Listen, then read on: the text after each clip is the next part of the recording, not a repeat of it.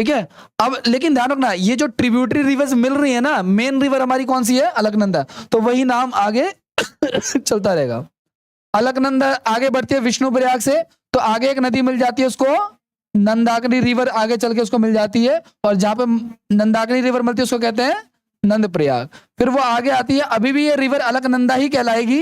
अलकनंदा और आगे आती है तो पिंडार नदी मिलती है, ये क्वेश्चन आ चुका है कई बार, तो जहां पे ये मिलती है उसको कहते हैं कर्ण प्रयाग। ठीक है, आगे और ये अलकनंदा और आगे आती है तो मंदाकिनी रिवर मिल जाती है रुद्रप्रयाग में। ठीक है, उसके बाद भागीरथी मिल जाती है। आपने ये कई बार, आज जब मैं उस दिन मैंने आपको लास्ट क्लास में पढ़ाया था ना, जब मैंने घर पे जाके स्क्रॉल कर रहा था, मुझे सेम वही वीडियो मिला जहाँ पे इंस्टाग्राम पे आपने देखा होगा ना, एक तरफ से गंगा नदी आती है, एक तरफ से दूसरी, सेम वो वही लोकेशन एग्जैक्टली जहाँ पे देवप्रयाग वाली, आप सर्च करोगे तो सेम वही वीडियो आ जाएगी आपके सामने। ठीक है, तो जहाँ पे भागीरथी मिल जाती है और अलकनंदा मिल जाती है, उसके बाद से इसका नाम क्या हो जाता है? गंगा नदी हो जाती है। अब इसके बाद हमें आगे पढ़ना एक्चुअली गंगा रिवर के बारे में। देखो सुनो, अब गंगा की ट्रिब्यूटरीज के बारे में हमें पढ़ना है।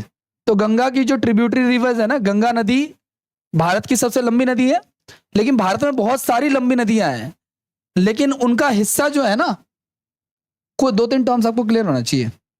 देखो, ब्रह्मपुत्र नदी काफी लंबी है, लेकिन उसका भारत में हिस्सा बहुत छोटा है। इंडस रिवर भी यहीं से शुरू होती है, लेकिन उसका भारत में हिस्सा बहुत छोटा है। गंगा नदी की लंबाई कितनी है लगभग?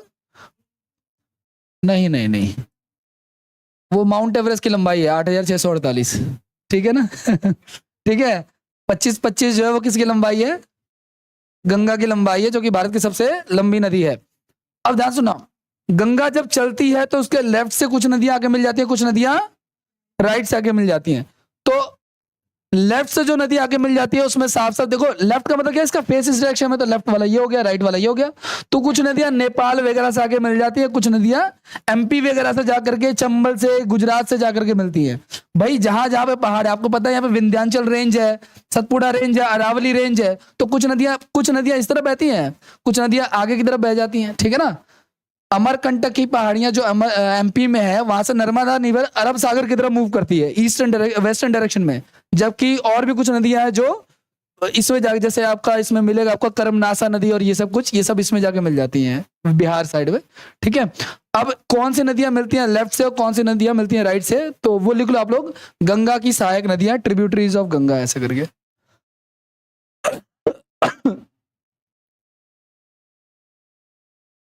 लिखो आप लोग, गंगा की सहायक नदी।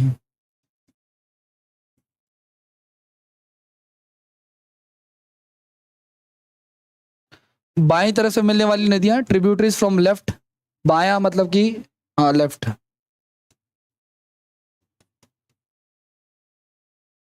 बाएं तरफ से मिलने वाली नदियां,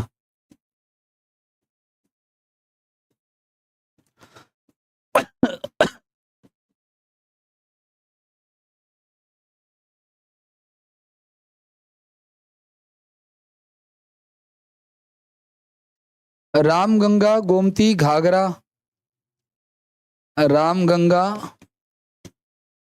मैं सिर्फ नाम लिखवा रहा हूं। ठीक है, गोमती और घाघरा नदी या घग्गर, जो भी कहना चाहो।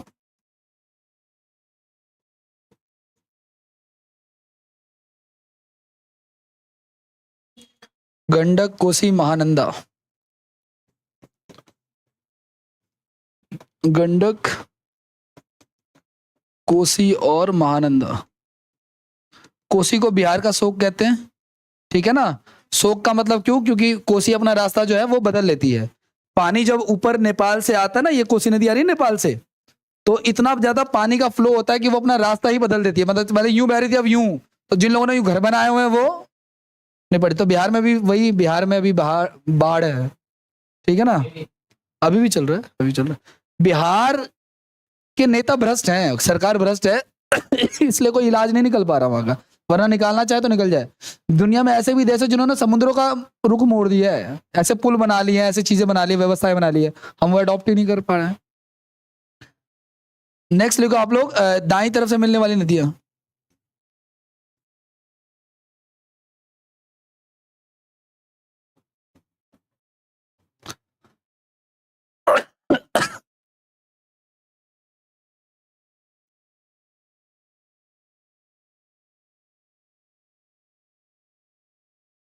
Tributaries of Ganga from right.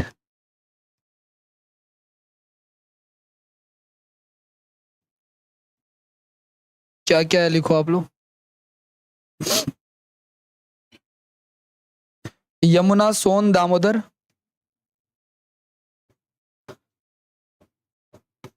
Yamuna नदी, सोन नदी, दामोदर नदी,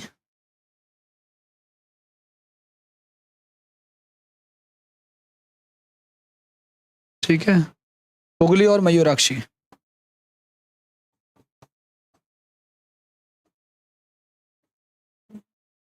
मयूराक्षी है।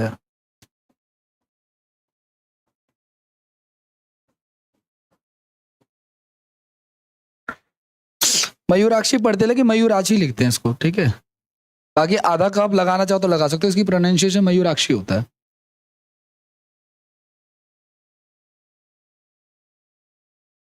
करें आगे बढ़ जाए, चलो आ जाओ। अच्छा आपको पता है इसमें एक यमुना नदी है जो पैरेलल ही गंगा के निकलती है। भारत की सबसे लंबी ट्रिब्यूटरी रिवर की बात होगी तो किसकी बात होगी सबसे पहले? यमुना की। सबसे लंबी सहायक नदी कौन सी है भारत में? तो यमुना नदी, ठीक है ना। अच्छा यमुना की खुद की भी ट्रिब्यूटरी है, देखो ये गंगा आ रही है और इसी के पैरेलल में यमुना आ रही है जो कि प्रयागराज में मिल जा रहे हैं, संगम होता है ना वहां पे मिल जा रहे हैं। लेकिन ये जो यमुना है इसकी खुद की जो बनास है ना, और इसके अलावा आपका ये चंबल नदी है। चंबल जो है इसकी सिंध नदी है, ध्यान रखना। सिंधु नदी तो ऊपर थी और ये कौन सी नदी है? सिंध, बेतवा, ये सब केन, ये सब यमुना की सहायक नदी है। कभी भूले भटके आ जाए, वैसे आजकल तो काफी टाइम से नहीं देखा। अगर आप एनडीए का या सीडीएस का एग्जाम दोगे ना, उसमें एक बड़ी समस्या ये आती है कि नदियों को लेकर के ना वो अरेंजमेंट करवाते हैं कि लेफ्ट से राइट नदियों को अरेंज करो, पूर्व से पश्चिम अरेंज करो। उनका थोड़ा सा अलग सिस्टम होता है। बाकी एसएससी में कभी ऐसा क्वेश्चन नहीं देखा है।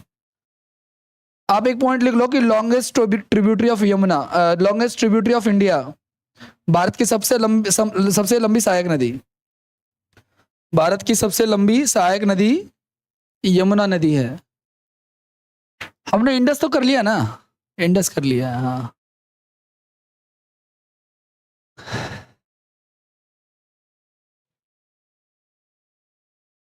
अब नेक्स्ट लिखो आप लोग ब्रह्मपुत्र नदी तंत्र।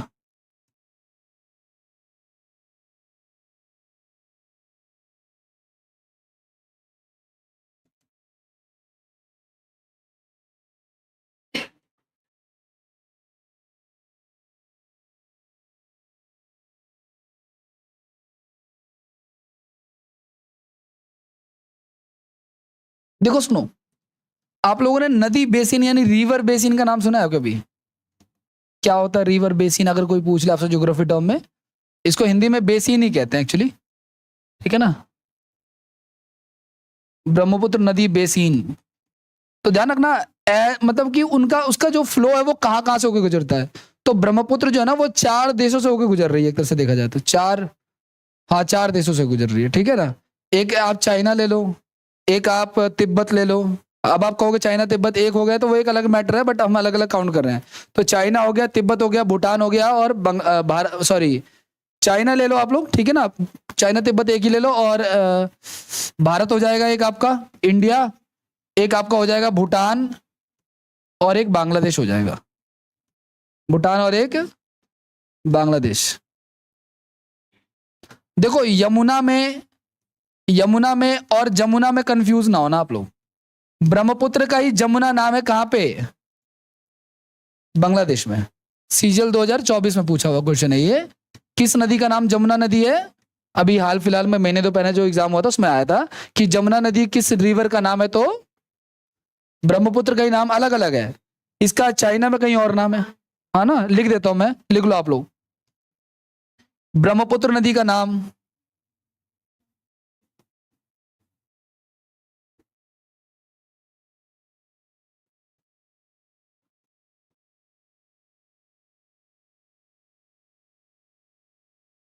इसको ना सांगपो कहते हैं चाइना में, ठीक है ना।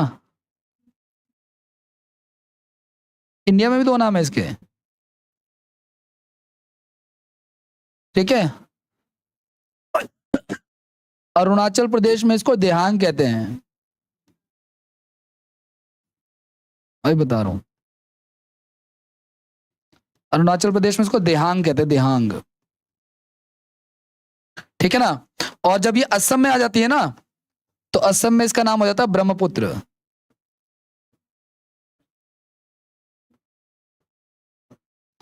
है ना, असम में मेला लगता है ना, अंबुबाची मेला, स्टैटिक जीके में पूछा जाता है, पूछा गया था इस बार। ठीक है, ब्रह्मपुत्र रिवर हो गया। और बांग्लादेश में इसका नाम, जब ये गंगा के साथ मिल जाती है तो इसका नाम पद्मा भी हो जाता है। ठीक है ना, पद्मा भी नाम हो जाता है इसका बंगाल में, और बांग्लादेश में इसका नाम जमुना हो जाता है। तो बांग्लादेश का आप लोग लिख लो सीधे सीधे। ठीक है, लोहित नदी। हम्म।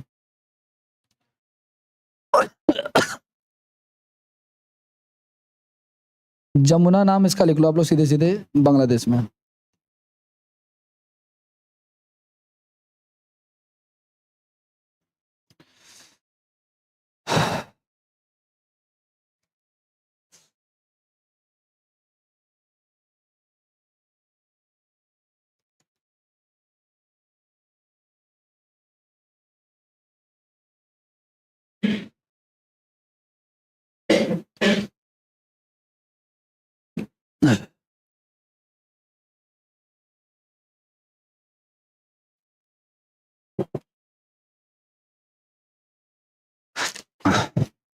हो गया, आगे बढ़े।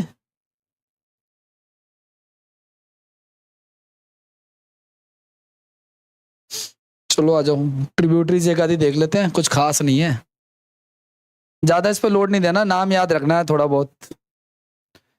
इसको ना लोहित नदी भी कहते हैं, ये अरुणाचल प्रदेश में ना इसका एक अन्य नाम लोहित नदी भी है। लोहित नदी से आगे मिल जाती है, बहुत बड़ा ही ना। देखो सुनो, आपसे कोई पूछे भारत का सबसे लंबा पुल, तो एक ना पुल था पहले, धौला सादिया। ठीक है ना, अब उसका नाम बदल के कर दिया गया भूपेन हजारिका। 10 किलोमीटर का राउंड पुल है, मतलब ये रिवर इतनी वाइड है कि उसके बाद 10 किलोमीटर लंबा क्या बना दिया, पुल बना दिया। ठीक है ना, ये चीज है।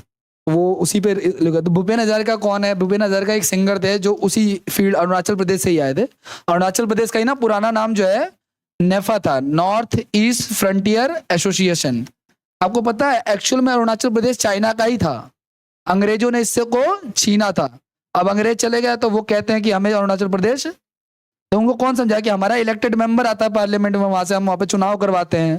ठीक है ना, वो चीज है। लेकिन क्या पता, एक आधे आपको पता है देश में एक से एक मदाल घूमते रहते हैं, है ना। कोई बोल देगा कि खाली तो है, दे दो। जैसे जम्मू कश्मीर का वो इलाका दे दिया जो खाली वाला था। जब पाकिस्तान ने पीओके वाले पे कब्जा किया, तो उस समय के जो हमारे प्रधानमंत्री, उन्होंने कहा खाली तो था, क्या फर्क पड़ता है। ठीक है ना, जिसके लिए अब लड़ाइयाँ चल रही हैं, वो चीज। आगे बढ़े, नेक्स्ट लिखो आप लोग, ब्रह्मपुत्र की ट्रिब्यूटरीज।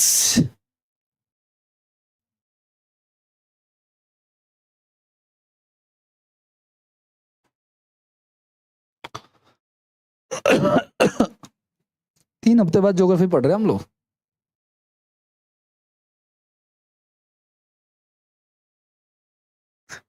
तीन हफ्ते बाद नहीं पढ़ रहे।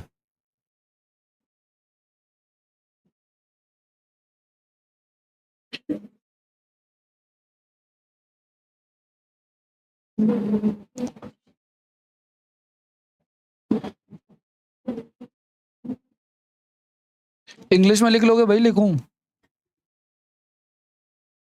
एक है सुबनसुवी, बातें नहीं करो भाई।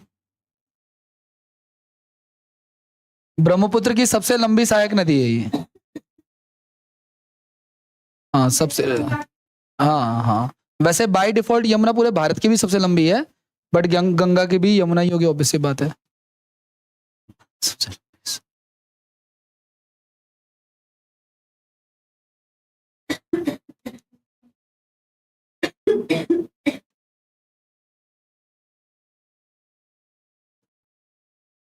दूसरा है धनसिरी। इस पे काजीरंगा नेशनल पार्क है इसके साइड में।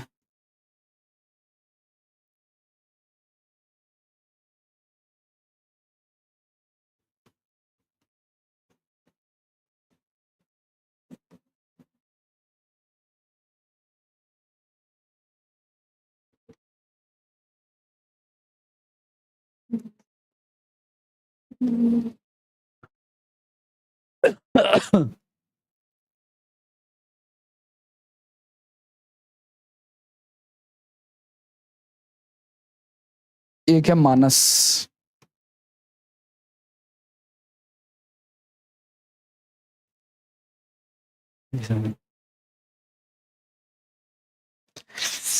एक है तीस्ता नदी।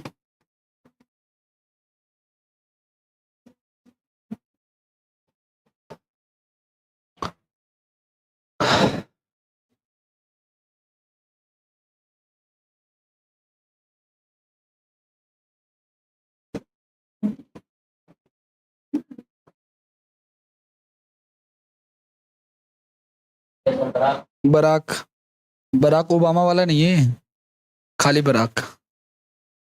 अब तो नए राष्ट्रपति आ चुके हैं, ठीक है ना। नहीं, अमेरिका के संविधान में 2 बार एक बंदा राष्ट्रपति बन सकता, वो दूसरी बार बना है वो, अब नहीं बन सकता। लेकिन बराक ओबामा बाय डिफॉल्ट लगातार 2 बार बना।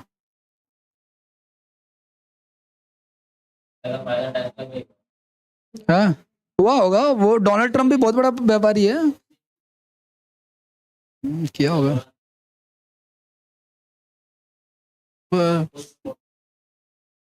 वहां के इसके अलावा पता है इंडियंस का भी सपोर्ट था उसको, सिख वगैरह कम्युनिटी का भी ना सपोर्ट था उसको। उसने अपने भाषण में भी बोला है हिंदुइज्म को लेकर के ना, उसने बोला है। आगे बढ़ जाए, हो गया क्या? सीडीएस, हाँ हाँ यस, न्यू न्यू सीजे अब चेंज हो गया। अगले साल मार्च वार्च तक उनका टेन्योर है। क्या करें इसको। तुम पता केवल नाम पढ़ लेते हो ना संजीव खन्ना, तो 2 दिन बाद भूल जाते हो। संजीव खन्ना की पूरी बायोग्राफी पढ़ो आप, 2-4 लाइनें विकिपीडिया पढ़ो, याद रहेगा वो नाम। और नहीं याद रहेगा तो ऑप्शन देगा तो याद आ ही जाएगा कम से कम। है नए चीफ जस्टिस ऑफ इंडिया, पहले डीवाई चंद्रचूड़ थे ना, रिटायर हो गया वो।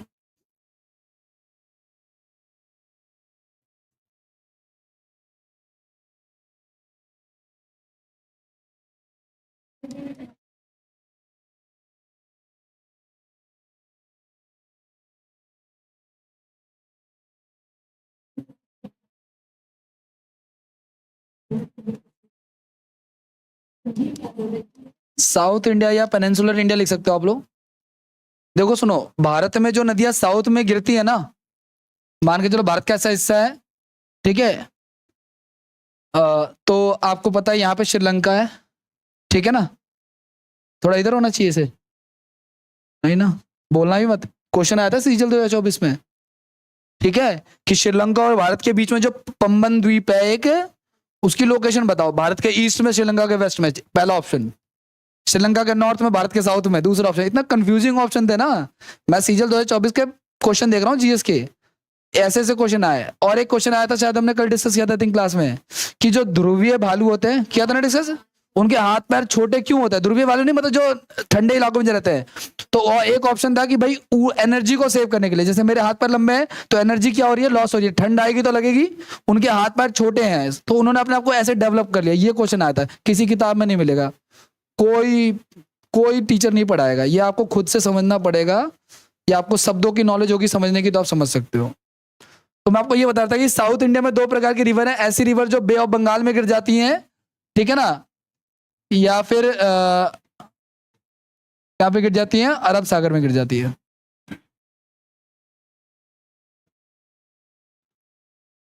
इसमें भी 2-3 कैटेगरी पढ़ना है आपको। पता है यहाँ पे एक गैप सा होता है, उसके बाद गुजरात शुरू होता है ना यहाँ पे, तो इस इलाके को बोलते हैं गल्फ ऑफ खंबात, खंबात की खाड़ी, खंबात की खाड़ी बोलते हैं उसको, गल्फ ऑफ खंबात भी बोलते हैं।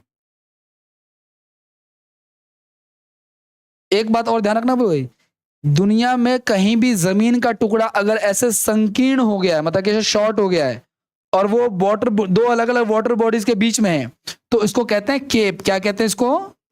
केप। तो इसको कहा जाता है केप कैमेरियन, याद होगा शायद, 8 डिग्री चैनल जो क्रॉस करता है, ठीक है ना। और ऐसे बहुत सारे हैं, अफ्रीका कॉन्टिनेंट का नीचे वाला हिस्सा भी ऐसा ही है। तो केप ऑफ गुड होप, सब कुछ लॉजिकली है ज्योग्राफी में। उसको कहते हैं Cape of Good Hope. Vasco da Gama Cape of Good Hope के रास्ते आया था, क्योंकि वो कहीं और से आ भी नहीं सकता था। चलो अच्छी बात है, मैप हमारे पास ही है, ये रहा देखो। तो केप ऑफ गुड होप का मतलब क्या कि वास्को डी गामा इधर से आया और यहाँ पे रुका, और उसके बाद फिर आ गया। अगर ये जूम होता तो मैं दिखाता, यहाँ पे लिखा हुआ है केप ऑफ गुड होप, और इसको क्या कहा जाता है? तो दुनिया में सिर्फ एक यही थोड़ी है, ये देखो यहां भी बन रहा है। सोमालिया दुनिया की सबसे भ्रष्ट कंट्री है सोमालिया, यहां भी तो केप बन रहा है, हर जगह केप बन रहा है, ऐसा कोई यूनिक नहीं हमारे पास, ठीक है ना। बट आपको ध्यान रखना है इस चीज का, केप किसे कहते हैं, टर्म्स पूछी जाती है, डेल्टा किसे कहते हैं, केप किसे कहते हैं, पेनिनसुलर किसे कहते हैं, ये सब टर्म पूछे जाते हैं एग्जाम में। अब आ जाओ भाई, सबसे पहले रिवर्स ऑफ साउथ इंडिया में दो टाइप की रिवर्स है, कौन कौन सी? एक एक है आपकी नॉर्थ इंडिया की, सॉरी, एक है आपकी बंगाल की खाड़ी और एक है अरेबियन सी, ठीक है। तो पहले आप लोग हेडिंग लिख लो, बंगाल की खाड़ी में गिरने वाली नदियां, क्योंकि वो कम है थोड़ी सी।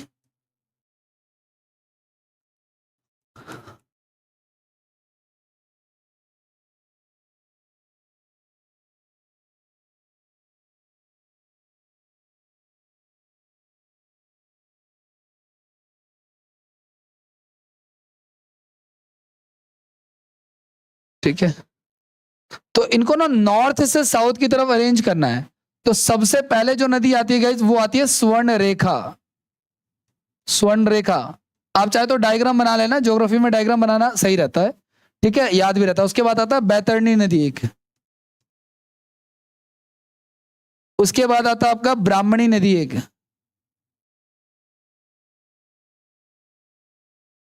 उसके बाद आता महानदी, ठीक है ना, जिसपे हीराकुंड डैम है। फिर एक है गोदावरी, फिर एक है कृष्णा नदी। मैप मिल नहीं रहा, वरना मैं आपको दिखा देता भी सारे के सारे ना। एक है पेनार और एक है पलार, एक है कावेरी, ठीक है, एक है वेंगई। समझ तो जाओगे ना थोड़ा? हाँ, मतलब सीधी सीधी सीधी है, ये कह रहा हूँ।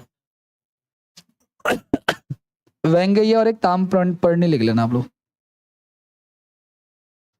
रोज पढ़ना पड़ेगा, इसमें क्या है, शॉर्ट ट्रिक बना लो। स्वर्ण रेखा है ना, वैतरणी, ब्राह्मणी, महानदी, गोदावरी, कृष्णा, पेनार, पलार, कावेरी, वेंगई और ताम्रपर्णी। लेकिन आपको डेली पढ़ना पड़ेगा, ये एक दिन का नहीं है, याद करने को हो जाएगा। देखो पता, मानने वाली बात हो जाती है, स्टूडेंट्स की समस्या ये है कि वो भूल जाते हैं, वरना तरीका बड़ा आसान है। ज्योग्राफी में आपको बताऊं क्या तरीका होता है, एक बार आप टॉपिक पढ़ लो, कुछ रफ शीट उठाओ और अपने हिसाब से लिखना शुरू कर दो, रफली रफली, ऐसे नहीं एक एक लाइन लिख रहे हैं। भारत का डायमेंशन लिख दिया 3214 किलोमीटर, 32 लाख एरिया है, कर्क रेखा यहाँ से खुद ही ड्रॉ करना शुरू कर दो, 5 मिनट में रिवाइज होगा वो। लेकिन वो ये बात मैंने आपको बताई, अब ये आप भूल जाओगे, फिर कुछ और नई कहानी शुरू हो जाएगी, कोई नई बुक शुरू हो जाएगी, वो कहानी हो जाती है, कोई नए नोट शुरू हो जाते हैं।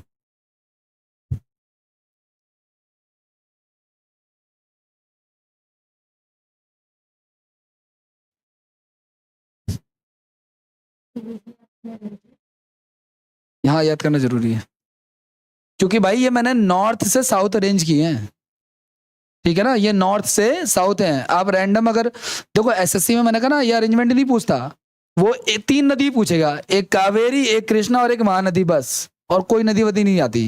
एसएससी में कोई नदी नहीं आती बंगाल की खाड़ी में, इसलिए बोला था कम है। लेकिन आपको क्या पता कल को आ जाए, फिर क्या करोगे?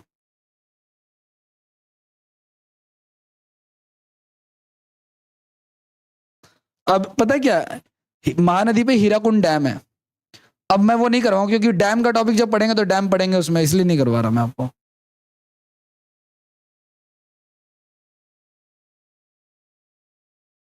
नेक्स्ट देखो आप लोग, अरब सागर में गिरने वाली नदियां।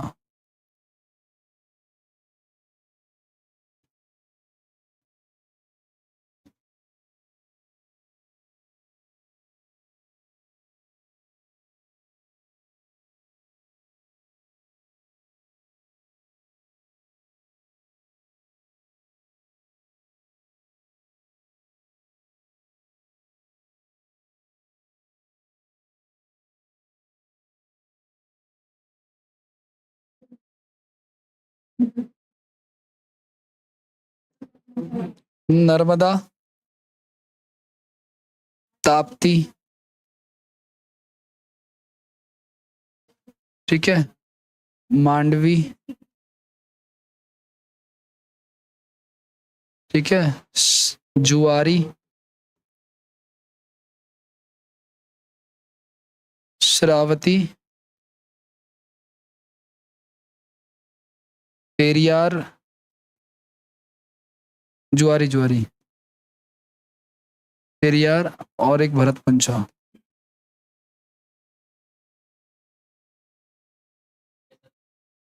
जुआरी के नीचे श्रावती नदी है, श्रावती, श्रावती, हाँ। क्या? नहीं नहीं, वो वाला है शलगम वाला। अच्छा अच्छा, श्रावरी लिख दिया मैंने, हाँ।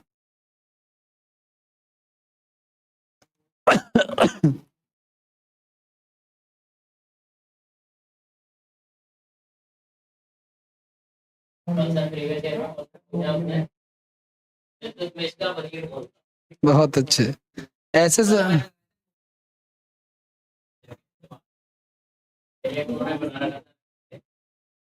मेधावी छात्रों के लिए।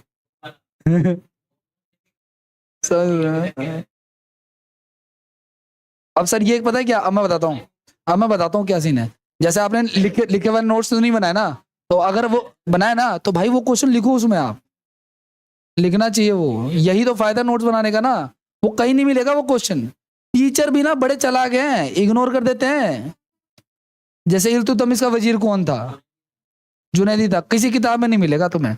इतिहास का जो पीएचडी वाला बंदा को ढूंढ के लाया होगा कहीं से, वो उसने जुनैदी पे रिसर्च करी होगी। अब ऐसे क्वेश्चन आपको यूनिक मिल जाते हैं, आप उसको नोट्स में एडिट किया करो आप लोग। वो चीज है कहीं वो भरत पुंछा नाम है, पुंछा, ऊपर ये झ वाला पुंछा है।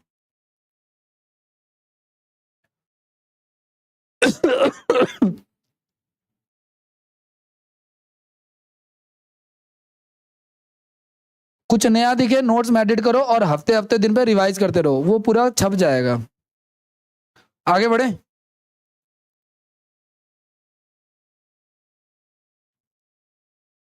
अब देखो सुनो, भारत की नदियां तो आपने साउथ की लिख ली, मैंने सिर्फ नाम नाम लिखवा दिए हैं, कोई बात नहीं। लेकिन कुछ ऐसी भी नदियां हैं, देखो सुनो, ये नदियां निकल कहां से रही है? जहां पे पहाड़ होगा वहां से निकलेंगी, वाटर का सोर्स वही है। तो यहाँ पे त्र्यंबकेश्वर की पहाड़ियां हैं, ठीक है ना। त्र्यंबकेश्वर शिवलिंग, मुझे देखते हो ना ब्लैक कलर का एक मंदिर दिखाते हैं शिव जी का, कभी इंस्टाग्राम की वीडियो में देखा होगा, लिखा भी आता है त्र्यंबकेश्वर शिवलिंग। वहीं पे, वहीं से, तो वहीं से कुछ नदियां चली जाती हैं अरब सागर में, कुछ नदियां चली जाती हैं, कुछ एमपी वाली चली जाती है इधर, एमपी के पहाड़ों से, समझ रहे हो आप लोग? ऐसी नहीं बह रही है, उनका लॉजिक है बहने का, कहीं ना कहीं उनका सोर्स जरूर है। तो जो इधर गिर रही है वो भी यहीं से कहीं से निकल रही है। नीलगिरी की पहाड़ियां हैं, हमने पढ़ा था ना, बहुत सारी पहाड़ वो सब। लेकिन कुछ नदियां जो अरावली रेंज है ना, जो ऊपर अरावली की पहाड़ियां हैं, वहां से कुछ नदियां ऐसी हैं जो खंबात की खाड़ी में गिरती है, और कुछ ऐसी हैं जो कहीं नहीं गिरती हैं, वो खुले में सूख जाती है कक्ष के रण में। जैसे लूनी नदी है, तो लूनी नदी कहीं किसी सागर में नहीं गिरती, वो कक्ष के रण में, मतलब ऐसे से एक गिलास पानी को मैं रोड पे फेंको वो सूख जाएगा ना, ऐसी कक्ष के रण में वो सूख जाती है नदी, ठीक है ना। तो लिख लो आप लोग, भारत की अन्य नदियां, ऐसे करके हेडिंग लिख लो। अदर रिवर्स,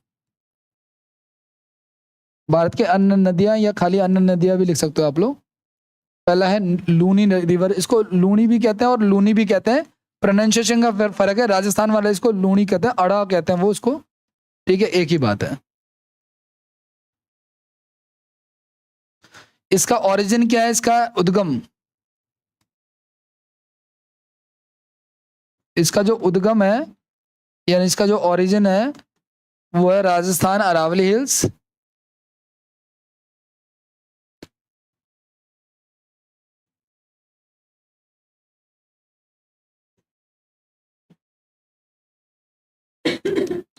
और ये खत्म कहाँ से हो जाती है? एंड होती है कक्ष के रण में।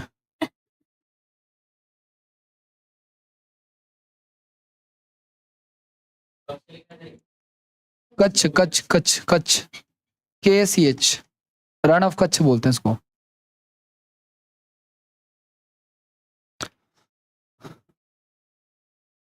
I think Rann of Kutch बोलते हैं इसको।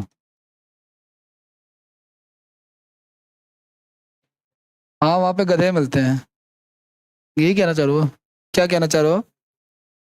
पाकिस्तान में भी गधों की, पाकिस्तान में भी बहुत गधे हैं, ठीक है।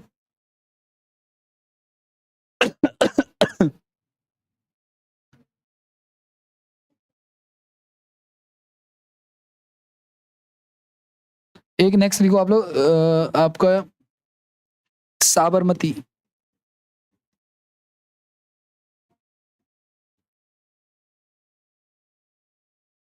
ये भी, इसका भी ओरिजिन अरावली हिल्स है।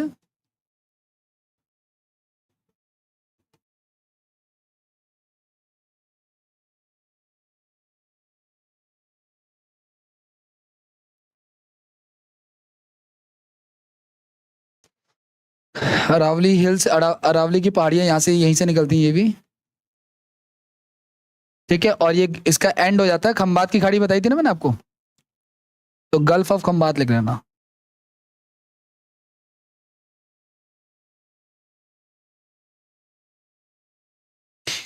देखो बे का मतलब भी खाड़ी होता है और गल्फ का मतलब भी, लेकिन इंग्लिश में ये अलग अलग है, ठीक है ना, इंग्लिश में ये अलग अलग है, ठीक है। जमीन का वो टुकड़ा जो दबा हुआ है वो बे कहलाता है, बे का मतलब बे ऑफ बंगाल वाला।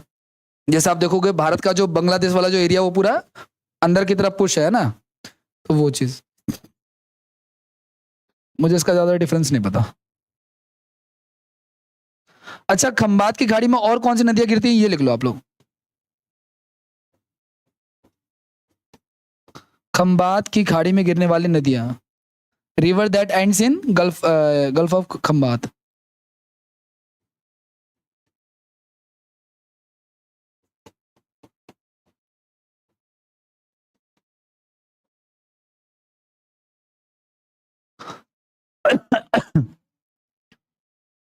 एक है साबरमती,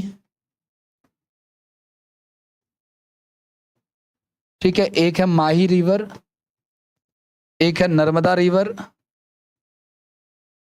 और एक है ताप्ती रिवर। माही रिवर जो है वो कर्क रेखा को 2 बार काटती है, ठीक है। चर्चा की थी ना हमने इसके साथ, आप लिख लेना माही रिवर वाला। देखो तीनों 3 नदियां हैं विश्व में जो आपको ध्यान रखनी है, एक है माही रिवर, ठीक है, एक है आपका कांगो रिवर, और एक है लिम्पोपो।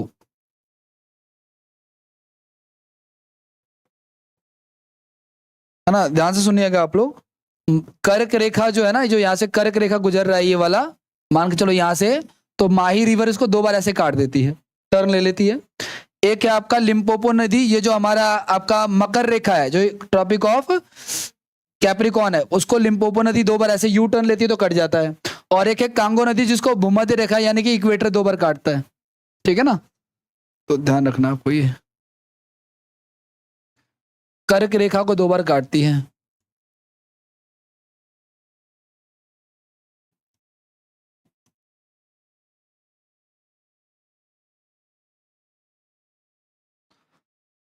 ट्रॉपिक ऑफ कैंसर, ठीक है। कांगो नदी जो है ये भूमध्य रेखा को,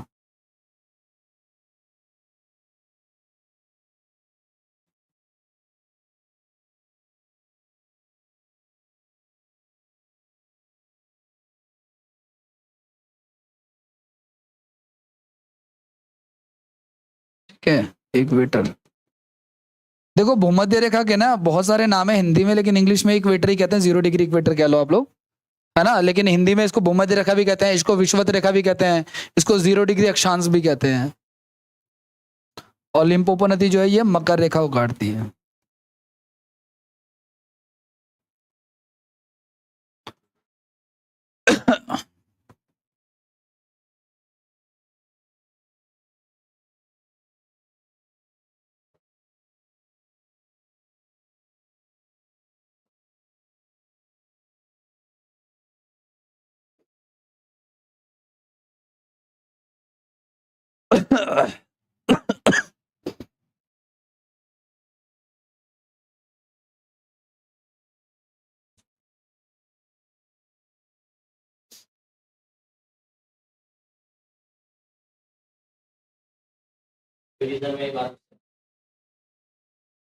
कोई दी बात इसी मैटर पे। हाँ